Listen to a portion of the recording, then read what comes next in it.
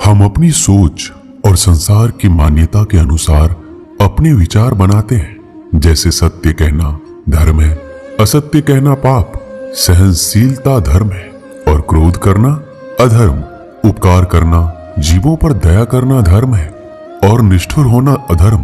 परंतु क्या यही सत्य है? क्या कभी कभी परिस्थितियां इन आवेशों को उल्टा नहीं कर देती? करती है। यदि इस संसार में कुछ धर्म है, कुछ पुण्य है, कुछ महान है, तो वह है परिस्थिति के अनुसार चलना। जटायु याद है आपको, जिन्होंने रावण पर क्रोध किया था, उस पर आक्रमण किया था। उस समय जटायु का क्रोध पाप नहीं था, वो धर्म था।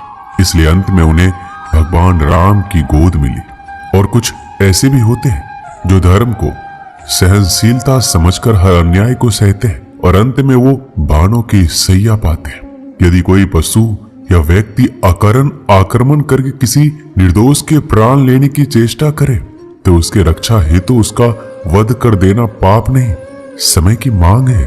क्योंकि आक्रमण भी आत्मरक्षण ही है। यदि किसी दुष्ट की सहायता करने से सामान्य मनुष्य को कष्ट पहुंचे, पीड़ा पहुंचे, तो उसे सहायता ना देना ही धर्म है। अकारण क्रोध अस्वीकार्य है, परंतु यदि क्रोध से कुछ शुभ हो तो क्रोध और दंड भी धर्म ही है। संसार का सबसे बड़ा पाप क्या है? संसार का सबसे बड़ा पाप है किसी निर्बल को सताना, और संसार का सबसे बड़ा दंड भी उस निर्बल के मुख से निकली हाय है। श्री कृष्ण कहते हैं, आपने लोहार को लोहा पिघलाते हुए तो जरूर देखा होगा, और ये लोहा पिघलता है इस चमड़ी की बनी धौनकी से निकली हवा से। जरा आप सोचिए, एक मृत पशुओं की खाल से बनी धौनकी इतने कठोर लोहे को भस्म कर सकती है। ठीक उसी प्रकार आप चाहे जितने भी शक्तिशाली क्यों ना हो, यदि आपने किसी निर्दोष, किसी निर्बल को सताया तो उसके मन से निकली हाय और उसका श्राप आपके जीवन को भस्म कर सकता है। श्री कृष्ण कहते हैं, जगत में प्रत्येक व्यक्ति को किसी न किसी प्रकार की निर्बलता अवश्य होती है। जैसे कोई बहुत तेजी से दौड़ नहीं पाता तो कोई अधिक भार नहीं उठा पाता, कोई असाध्य रोग से पीड़ित रहता है तो कोई पढ़े हुए पाठों को स्मरण में नहीं रख पाता। ऐसे अनेकों उदाहरण और भी हैं। क्या आप किसी ऐसे व्यक्ति को जानते हैं जिसे सब कुछ प्राप्त हो और हम जीवन की उस एक निर्बलता को जीवन का केंद्र मानकर जीते हैं? हृदय में दुख और असंतोष दोनों सदा रहते हैं। निर्बलता मनुष्य को जन्म से अथवा संयोग से प्राप्त होती है, किंतु उस निर्बलता को मनुष्य अपने ही मन की मर्यादा बना लेते हैं। किंतु कुछ व्यक्ति ऐसे भी होते हैं जो अपने पुरुषार्थ और श्रम से उस निर्बलता को पराजित कर देते हैं। क्या भेद है उनमें और अन्य लोगों में? क्या आपने कभी विचार किया है? सरल सा उत्तर है इसका, जो व्यक्ति निर्बलता से पराजित नहीं होता, जो पुरुषार्थ करने का साहस रखता है, हृदय में वो निर्बलता को पार कर जाता है।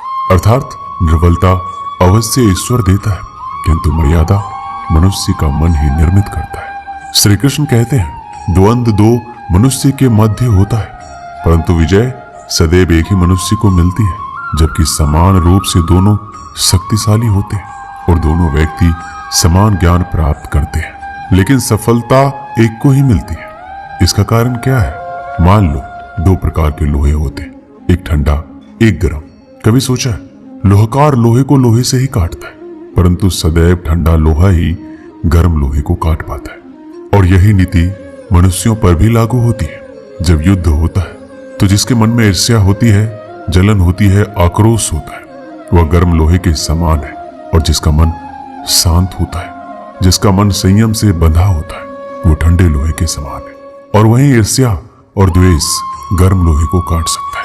इसलिए यदि जीवन के संग्राम में विजय प्राप्त करनी है तो अपने मन को शांत रखें, क्योंकि गर्म लोहे की भांति ईर्ष्या और क्रोध जैसे भाव को रखने वाला मनुष्य सदैव शांत स्वभाव के मनुष्य के समक्ष निर्बल पड़ जाते हैं। शक्ति ईर्ष्या और क्रोध में नहीं, शांति और संयम में है।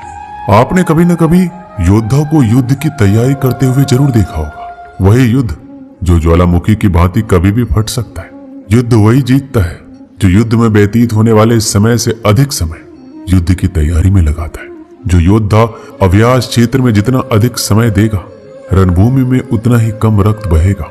एक समान लोहा और तीखी तलवार में अंतर यही है कि एक तीखी तलवार को कड़ी अग्नि परीक्षा से होकर गुजरना पड़ता है, लोहकार की मार खानी पड़ती है। एक तलवार जितनी पीड़ा सहेगी उसका वार उतना ही प्रबल होता है। इसलिए पीड़ा से घबराएं नहीं, उसका सामना करें, उसका अभ्यास करें, क्योंकि यही अभ्यास जीवन के युद्ध में आपको विजयश्री बना सकता है। श्री कृष्ण कहते हैं यदि आगे बढ़ना है तो अपनों का साथ दो, और ये बात सत्य भी है, और अपनों का साथ देना ही चाहिए। परंतु साथ देने से पूर्व ये अवश्य पहचान लेना चाहिए कि अपने हैं कौन। क्या अपने वही होते हैं जिनके साथ हमारा रक्त संबंध होता है, या अपने मित्र, या अपने वो होते हैं जो हमें सत्कारी के लिए प्रेरित करें, हमें आगे बढ़ाएं, हमारा साथ दें, और न कि वो जिनका साथ देने से समाज का नाश हो, धर्म की हानि हो, और सदैव साथ रहकर भी सगे नहीं होते, या वो जो सदैव साथ रहकर भी सगे नहीं होते। इसलिए जब भी अपनों की परिभाषा का चुनाव करें तो उन्हें अपना माने जो आपका साथ दे, उन्हें नहीं जो हमें अज्ञान के मार्ग पर ले जाए। श्री कृष्ण कहते हैं सीमा एक रेखा ही नहीं, एक परिभाषा भी है। सीमा हर किसी की होती है, प्रेम की, धैर्य की, मित्रता की और शत्रुता की भी। और जो सदैव सीमा में बंधे रहते हैं वो समान मनुष्य बनकर रह जाते हैं। परंतु जो समय आने पर सीमा तोड़ देते हैं वही भविष्य बनाते हैं, क्योंकि सीमा केवल आपको मर्यादा में नहीं रखती है, आपको बांधती भी है। अब यह आप पर, मुझ पर, हम सब पर निर्भर करता है कि ये कौन सी सीमाएं हमें बांधती है और कौन सी सीमाएं शक्ति के नए मार्ग समक्ष आती है। इसलिए सीमाएं में जो कर सकते हो उससे अधिक करने का प्रयत्न करो, तभी नई सीमाएं बना पाओगे। श्री कृष्ण कहते हैं जब मेघ छाते हैं तो क्या होता है, अंधकार छा जाता है। मेघ गरजते हैं, बिजलियां कड़कती है, वर्षा होती है, सभी पशु अपने आश्रय स्थल पर जाकर छिप जाते हैं, मनुष्य अपने घरों की ओर दौड़ते हैं और सभी पक्षी अपने घोंसलों में जाकर छिप जाते हैं। परंतु एक जीव है जो गरजते मेघों की कड़कती बिजलियों को, भारी वर्षा को भी हरा देता है। वो जीव है बाज, क्योंकि वो समस्या की जड़ों से ऊपर उड़ता है। वो गरजते मेघों से, कड़कती बिजलियों से, भारी वर्षा से ऊपर उड़ता है। इनमें यही अंतर है हारने वालों में और जीतने वालों में। ये युद्ध हार और जीत का नहीं, समस्या और सोच का है। यदि आपने सोच को छोटी रखी तो समस्या बड़ी हो जाएगी, और यदि आपने सोच को बड़ी रखी तो समस्या छोटी। श्री कृष्ण कहते हैं भाग्य क्या है, जो आपने किया उसे भोगना भाग्य है, या जो आपके पूर्वजों ने किया उसका फल भाग्य है? नहीं, भाग्य वही है जो आपने किया, क्योंकि हर मनुष्य को अपने कर्मों के फल भुगतने होते हैं। इसलिए यदि जीवन में कुछ भी करें तो उस पर अपनी दृष्टि अवश्य रखें, क्योंकि आपके एक कर्म का फल आपका भविष्य बदल सकता है। हम वही बनते हैं जो हम चुनते हैं, क्योंकि वही हमारा भाग्य बनता है। मनुष्य सुंदरता से आकर्षित होता है, उससे प्रेम करता है। ऐसा ही होता है ना? क्या आप ऐसा नहीं करते? करते हैं। तो सुंदर और असुंदर की परिभाषा क्या है? इस आकर्षण और विकर्षण का कारण क्या है? कभी सोचा है कि जिससे आप प्रेम करते हैं, जिसके प्रति आप आकर्षित होते हैं, अचानक से उसके मन में वितृष्णा आ जाती है, और जिसके प्रति घृणा होती है उसके लिए एकाएक आपके मन में प्रेम उमड़ आता है। और इसका सबसे बड़ा कारण पता है क्या है? दृष्टिकोण। क्योंकि सुंदरता आपके मन में होती है, सोच में होती है, आपके दृष्टिकोण में होती है। इसलिए किसी को कीचड़ में खिला हुआ कमल सुंदर लगता है, और किसी को निर्मल चंद्रमा में भी कलंक का धब्बा दिख जाता है। यदि आपको सुंदरता अनुभव करनी है तो हर पल आनंद में रहना है, तो आप अपने दृष्टिकोण को सुंदर बनाएं और अपने आप सब कुछ सुंदर बन जाएगा। श्री कृष्ण कहते हैं स्वर्ण, सज्जन पुरुष और परोपकारी मनुष्यों की गति एक समान होती है। यदि स्वर्ण टूट जाए तो उसे गर्म करके फिर से जोड़ा जा सकता है। ठीक उसी प्रकार मतभेद होने के पश्चात भी एक सज्जन पुरुष और महान पुरुष फिर से मित्र बन जाते हैं। परंतु दुर्जन, दुष्ट, माटी से बने लोग उस पके हुए मटके के समान होते हैं कि एक बार उसमें दरार आ जाए तो स्वयं ही स्वयं का सर्वनाश कर लेते हैं। इसलिए मित्रता केवल सज्जनों से ही करें, ताकि मतभेद ना हो। दुष्टों का समूह अपना नाश स्वयं ही कर लेता है। यदि कोयले की खान में जाओ तो चाहे जितनी भी सावधानी बरतो, वस्त्र पर कालिख लगी जाती है। इसलिए दुष्ट मित्रों से सावधान, सज्जन शत्रु प्रत्येक परिस्थिति में श्रेष्ठ है। प्रत्येक मनुष्य सफलता पाने के लिए कार्य करता है। कुछ सफल होते हैं, कुछ नहीं होते, और जो सफल नहीं होते वो सदा अपनी असफलता का कारण या तो अपनी परिस्थितियों को बताते हैं या अपने सहयोगियों को दोषी ठहराते हैं। परंतु क्या वास्तविकता में ऐसा ही होता है? क्या कोई परिस्थिति या कोई व्यक्ति किसी की असफलता का कारण बन सकते हैं? उत्तर है हाँ भी और ना भी। कैसे? आपने तितली को देखा होगा, आपने एक मक्खी को भी देखा होगा। प्रकृति ने दोनों को समान गुण दिए हैं रसपान करने का, लेकिन एक तितली जो फूलों पर जाकर उसका रस लेती है और इस अवस्था में नए फूल खिलने की व्यवस्था भी करती है, और मक्खी घाव पर बैठती है, घाव को सराहती है और रोग भी फैलाती है।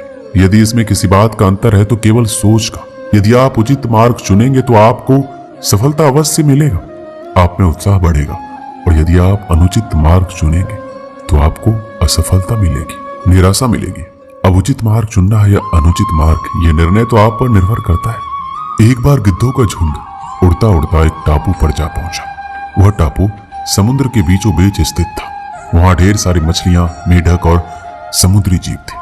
इस प्रकार गिद्धों को वहां खाने पीने की कोई कमी नहीं थी। सबसे अच्छी बात यह थी कि वहां गिद्धों का शिकार करने वाला कोई जंगली जानवर नहीं था। गिद्ध वहां बहुत खुश थे।